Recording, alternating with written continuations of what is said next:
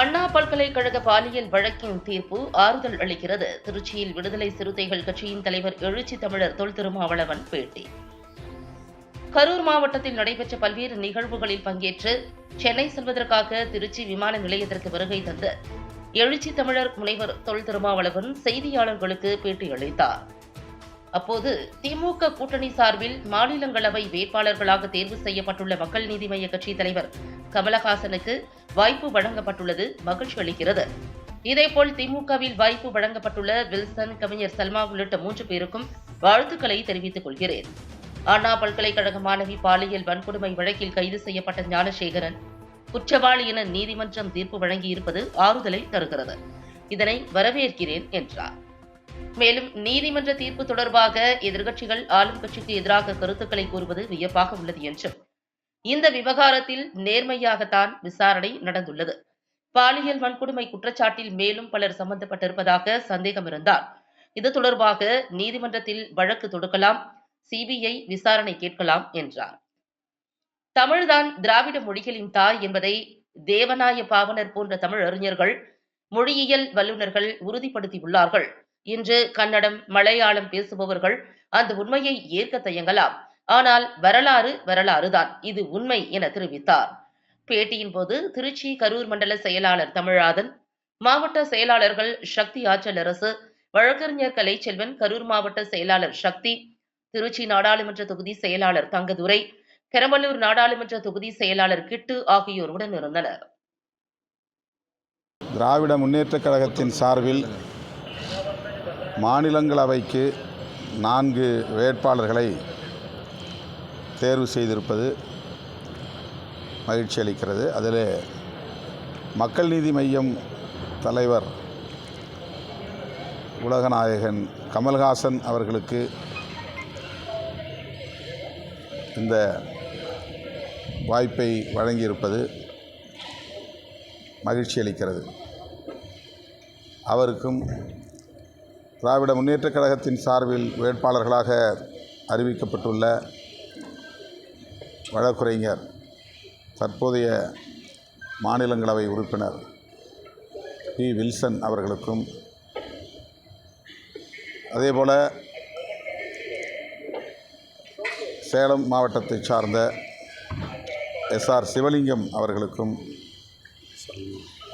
கவிஞர் சல்மா அவர்களுக்கும் விடுதலை சிறுத்தைகள் கட்சியின் சார்பில் எமது வாழ்த்துக்களை தெரிவித்துக் கொள்கிறோம்.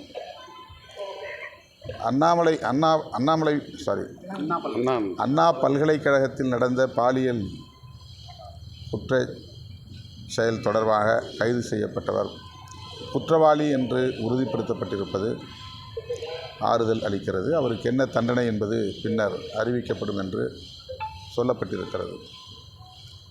இதனை வரவேற்கிறேன். தீர்ப்பு வந்த பிறகு அதை பற்றி நாம் கருத்து சொல்ல முடியும்.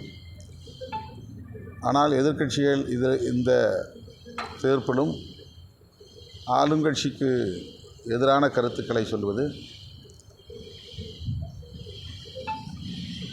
மிகவும் வியப்பாக உள்ளது.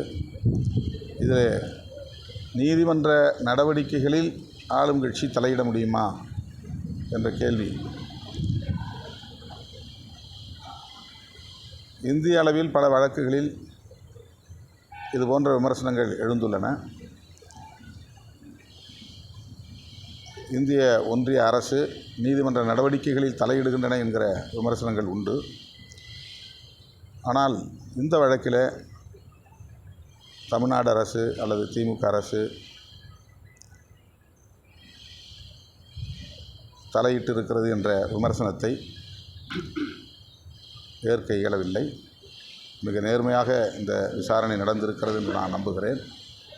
தீர்ப்பு வரும்போது நமக்கு அதில் உண்மை புலப்படும். அப்படிங்கிறது இன்னும் தெரியல. அது மாதிரி இந்த தீர்ப்பு எப்படி ஏற்றுக்க முடியும்னு அது புலனாய்வில் தெரிய வேண்டிய விஷயம். நீதிமன்றத்தில் எது ஆதாரமாக காட்டப்படுகிறதோ, எது சாட்சியங்களாக எவை சாட்சியங்களாக முன்னிறுத்தப்படுகின்றனவோ அவற்றை வைத்து தீர்ப்பு வழங்கப்படும். குற்றவாளிகள் யார் யாரை சேர்ப்பது என்பதெல்லாம் புலனாய்வு தொடர்பான விவரங்கள். அதில் நீதிபதிக்கு அந்த ரோலும் கிடையாது. அந்த சாரை அந்த சட்டத்தை கொண்டு காப்பாற்றுவதற்காக போகல சார். அடுத்து அது தம்பி யாருங்கிற கண்டென்ட் இதில் போலீஸ் அதுதான் அது புலனாய்வில் வந்து அதில் தீர்ப்பை வச்சு நம்ம ஒன்றும் சொல்ல முடியாது. புலனாய்வில் இருக்கிற குற்றச்சாட்டுனா நீங்கள் அதை வழக்க போடுங்க, தனியாக கூட வழக்கு போடலாம். இந்த தீர்ப்பில் வந்து இந்த வழக்கில் வந்து உண்மையான குற்றவாளிகள் வந்து இணைக்கப்படலை, இந்த புலன் விசாரணை வந்து வேறு புலன் விசாரணை வேண்டும், ஒரு ஸ்பெஷல் இன்வெஸ்டிகேஷன் டீம் வேணும், அல்லது சிபிஐ விசாரணை வேணும், இந்த புலன் விசாரணையில் எங்களுக்கு நம்பிக்கை இல்லை, இந்த தீர்ப்பிலும் நம்பிக்கை இல்லை அப்படின்னு போகலாம். இப்போ தீர்ப்பு வழங்கப்பட்ட பிறகு நீங்கள் வந்து மேல்முறையீட்டுக்கு தான் போக முடியும். அந்த புலன் விசாரணையை எதிர்த்து போக முடியுமான்னு எனக்கு தெரியல. சார், தமிழ் மொழியிலிருந்து தான் கன்னட மொழி வந்து பிறந்ததுன்னு சொல்லி நடிகர் கமல் சொல்லியிருக்காரு. தற்போது பல்வேறு சர்ச்சைகள் எழுப்பியிருக்கு. நீங்கள் எப்படி பார்க்குறீங்க? வரலாற்று மொழியியல் வல்லுநர்கள், தேவநேய பாவாணர் போன்றவர்கள் தமிழ்தான் திராவிட மொழிகளின் தாய் என்பதை உறுதிப்படுத்தியிருக்கிறார்கள். பல மொழியியல் அறிஞர்கள் அதை பல்வேறு தளங்களில் பதிவு செய்துள்ளனர். இன்றைக்கு கன்னடம், மலையாளம் பேசக்கூடிய மக்கள் அந்த உண்மையை ஏற்க தயங்கலாம். ஆனால் வரலாறு தான், உண்மைதான். அதை எவரும் மறுக்க முடியாது. கால்டுவெல் அவர்களின் திராவிட மொழிகள் ஒப்பிலக்கணத்திலும் அந்த உண்மை சொல்லப்பட்டிருக்கிறது. ஆகவே தமிழிலிருந்து பிற மொழிகள் சமஸ்கிருத கலப்பால் உருவாகி இருக்கின்றன என்பது ஏற்றுக்கொள்ளப்பட்ட, உறுதிப்படுத்தப்பட்ட ஒரு வரலாற்று உண்மையாகும். வைகோக்கு ராஜ்யசபா எம்பி மறுக்கப்பட்டிருக்கு. அவங்க கட்சிக்காரங்கள்லாம் வருத்தப்பட்டு பார்கெனிங் பவர் இல்லை, குறைஞ்சிருச்சுன்னு நினைக்கிறீங்களா சார்? அது வந்து ஒன்று மதிமுக சொல்லணும், இல்லைன்னா திமுக சொல்லணும். இதில் நான் கருத்து சொல்கிறதுக்கு எதுவும் இல்லை. சார், எலெக்ஷன் அப்போ தேமுதிக வந்து சீட்டு தருவோம்னு சொல்லி ஏடிஎம்கே சொல்லியிருந்தாங்க. ஆனால் இப்போ இல்லைங்கிறாங்க. அது அவங்க பிரச்சனை, அது அவங்க தான் சொல்லணும். மதுரையில்